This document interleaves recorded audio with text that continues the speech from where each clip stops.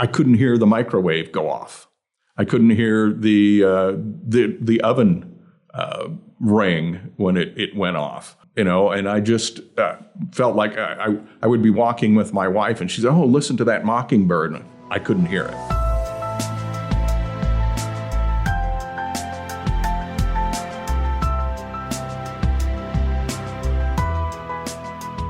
My name is David Fedor. I am one of the owners of Tentac Enterprises here in Bloomington, Illinois. I came to Bloomington as a student at Illinois State University. Graduated from there, liked the area, decided to stay, found a job in public accounting here. I was in public accounting for about 10 years and then went to work for a real estate developer here locally and ended up buying out his business and became Tentac Enterprises. Well, I've been a sportsman all my life, and I started out at an early age in the shooting sports, and that was probably my first encounter with loud noise. And back at that time, 60 years ago or whatever, using hearing protection was not something that was common in the shooting sports. And consequently, as a young person, and up until the time that I realized that I needed to use hearing protection in the shooting sports, I probably did quite a bit of damage to my hearing. Even as early as the 5th grade, this school nurse said that I was missing a tone in one ear. And of course, that gradually continued. And I had my share of loud rock concerts, as many people of my generation did. So eventually, I did start using hearing protection during my participation in shooting sports. But by then, I believe the damage was pretty much done. I did not start noticing it at that time, and I think it was probably because those tones may have been the higher ones that, maybe are the first to go, I don't know. But I really started to notice it, my wife noticed it more than anybody, but in conversations with people in a large boardroom situation, I noticed I was having more and more difficulty being able to pick up people who spoke softly, who might be 10 feet away, and also more difficulty in gatherings, restaurant situations with a lot of background noise. I noticed that more and more. And that's really what ultimately, that and my wife's insistence, which ultimately drove me to get something done. I didn't really try to avoid it, but I found myself struggling more and more. And getting less and less of the conversation. So you find yourself nodding your head, trying to cover for the fact that you heard, part of what was said, but not the whole thing. And that made me uncomfortable. And it finally drove me to get something done. I suppose, in a way, one of the things that was kind of deterring me from doing something was, in a way, vanity, I suppose, not wanting to have to wear them, that sort of thing. And I found out that was a pretty unnecessary thing to be worried about. Well, I guess what I was used to seeing were the large, bulky hearing aids that were so easily seen. My hairline doesn't cover that as well as it used to. But, it was that. And then the other thing was, I'd had friends who have them who always complained about, and oftentimes would remove them in a situation where it was a restaurant and there were a lot of ambient noise around, and it really distracted them and caused them additional issues. They felt beyond what the benefit was that they got from them. And I thought, well, that's really what I'm looking to try to improve. And if it's not going to improve, then why do it? I would say I probably was in denial for about 10 years. I put it off for a long time. I wish I hadn't, but I did. Well, I finally just felt like I just can't go on like this anymore. Not being able to, missing out on conversations and that sort of thing. It's just, and I couldn't hear the microwave go off.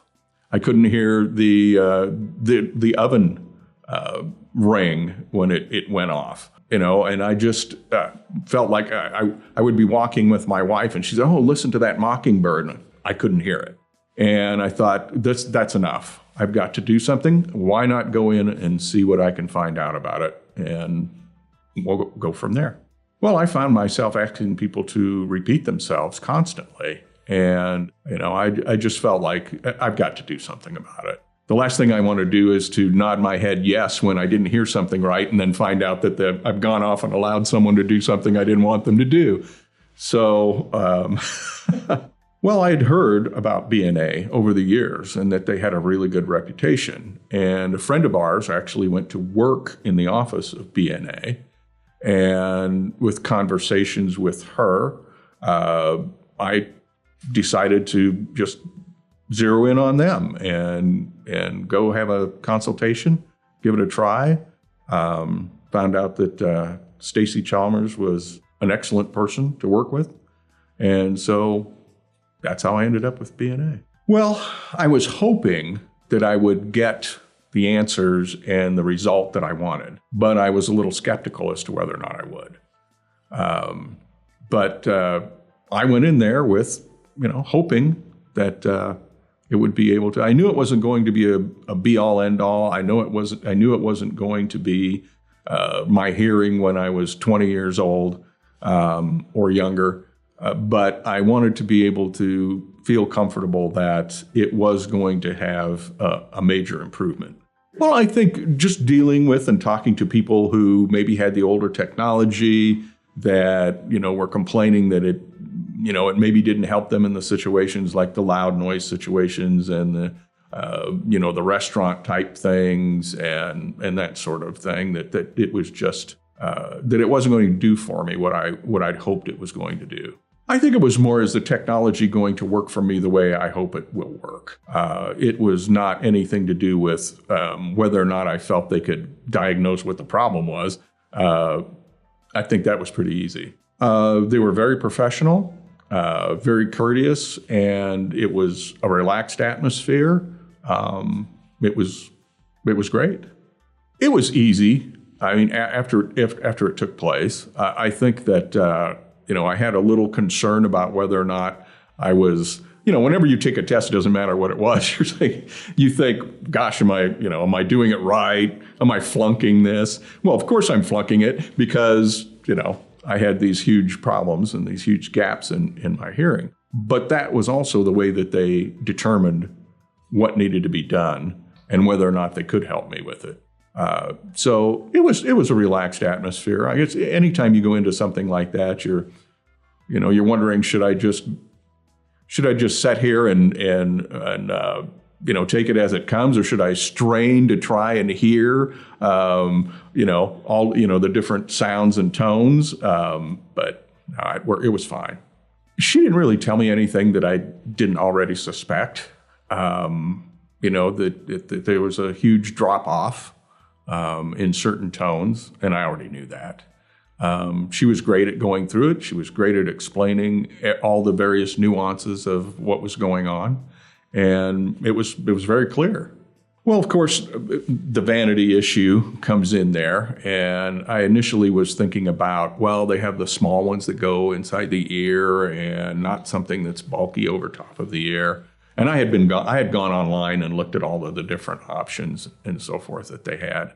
And she helped convince me that let's do what's the absolute best for you, and not necessarily, because she went through the various sizes and how they perform. And I realized that the smaller ones that go within the ear, and that's all you see, don't perform as well as the others, which makes sense, obviously. And so she helped me overcome that concern and realize that I was in there to get the situation taken care of the best way I possibly could, and not necessarily worry about whether someone can see them or not.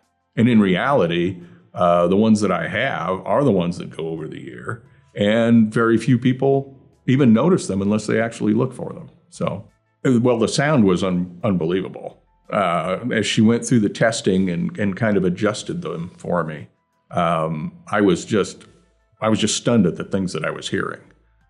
Keys clicking together, little beeps and sounds from machines around the office that I wouldn't have heard before. The clarity of voice. It was pretty amazing, actually. Well, she was pretty stunned that I was able to hear the things that I was able to hear. So that was a real telling factor that that they were making a huge difference. And it's funny because we'll be watching TV sometimes, and I will say, isn't that kind of loud? Whereas before I would have been asking her to turn it up. So it's funny because Stacy did caution her that talking to me from 2 rooms away still probably isn't going to work out very well. And of course, she still does that. But I think the most difficult part for me was the fact that I wear glasses. And when I'm taking those off and putting on sunglasses, oftentimes I would be yanking one of them off of my head. I just had to learn to be a little more careful about those types of things. And then also, after you wear them for a while, you really don't even notice that they're there. And so I've gotten in the shower with them on several times, and as soon as you hear that water hitting, you jump out and take them out. Fortunately, they're pretty resilient. Yeah, I mean, you really get used to them. And I guess one of the difficult things I had was getting the earpiece properly placed in my ear canal. And Stacy helped me with that tremendously. And sometimes you just have to kind of pull the outside of the ear one way or the other, and they slip right in. And you get used to that over time. It does take a little bit. There's a learning curve for sure. Well, I think probably my favorite feature is Bluetoothing my phone through them so that I can have a phone conversation.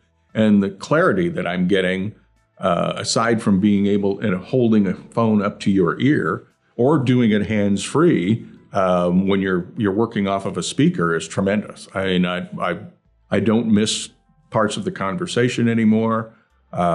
It's very clear. The other thing is the versatility that they have, where they have so many different settings, and you can go on your phone. Nobody knows what you're doing.